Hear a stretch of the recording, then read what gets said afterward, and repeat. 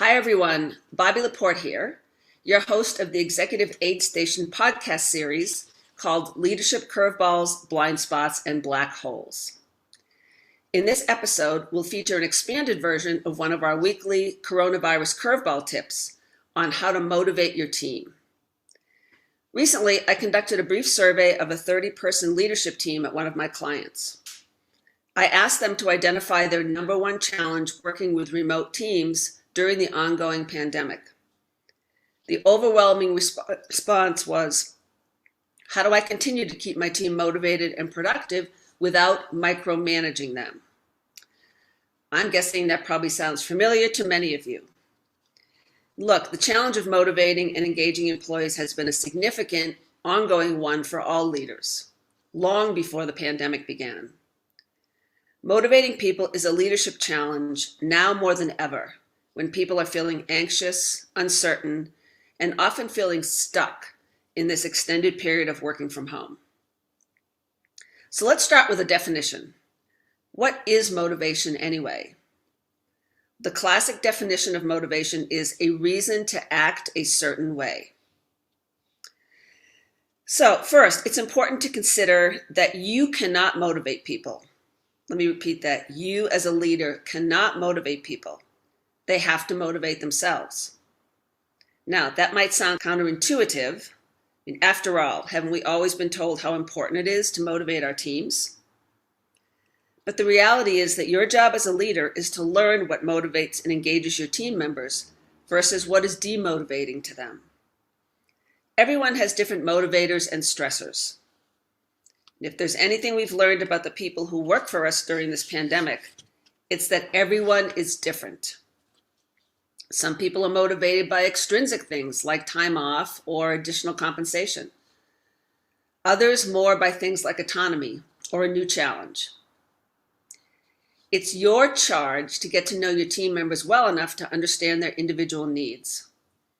And so it's important during these times to connect with them on a more personal level and understand how working from home is impacting their ability to do their job.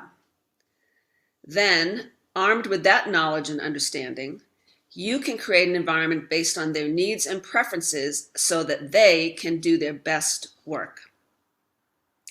Here's an example. You might have a team member who is always driven by new challenges, by taking on troubled projects or high visibility initiatives that require close collaboration with cross-functional peers. And then another team member may not seek the limelight so much. They are motivated by having a specific, defined project that allows them to work autonomously, setting their own schedule and work plan.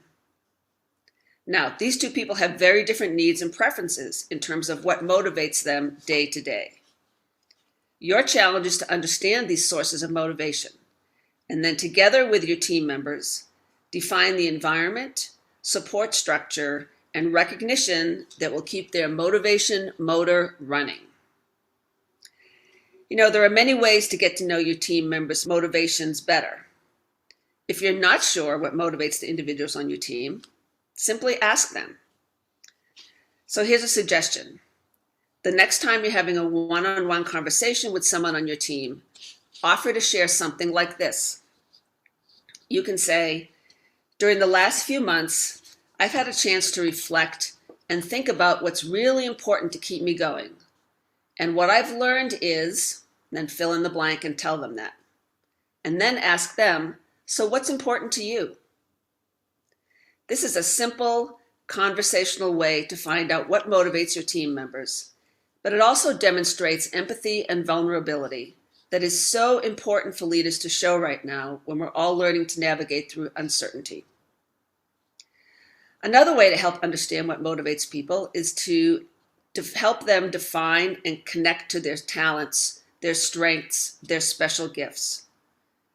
We know from positive psychology that people are inspired to do more, to increase their engagement and overall well-being when they approach their work from a strengths versus liabilities perspective.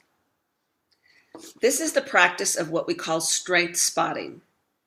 It's a foundational part of building capacity in you and your team. And it's more than just inventorying and connecting your team members with their strengths.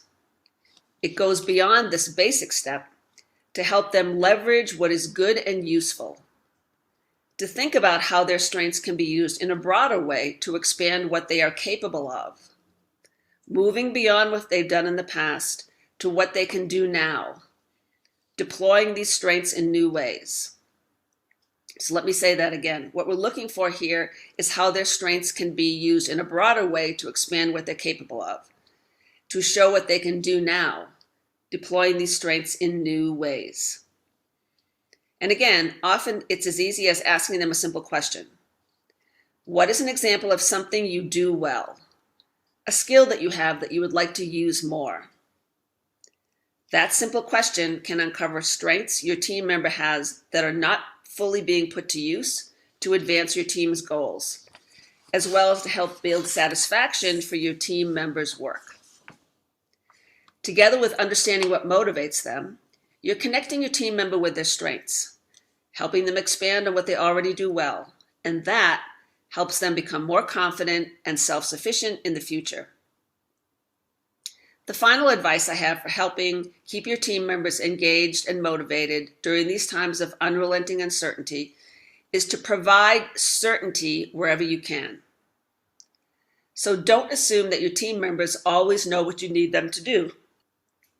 Be clear about your expectations. Make the implicit explicit, and then continue to reinforce the purpose, goals, and objectives you share as a team. Even if your message hasn't changed, you need to repeat it often, because the world has changed and your team members need to know that the existing direction still holds. Motivating your team will always be a challenge, particularly in times of uncertainty. But for a leader, it can also present an opportunity to learn the individual needs of your team members, demonstrate empathy, strong interest, and commitment to helping them succeed in any environment. So that's it for this special edition of Executive Aid Station podcast series, Leadership Curveballs, Blind Spots, and Black Holes. We hope you'll check out future episodes of this series, which are designated to help you navigate through uncertainty.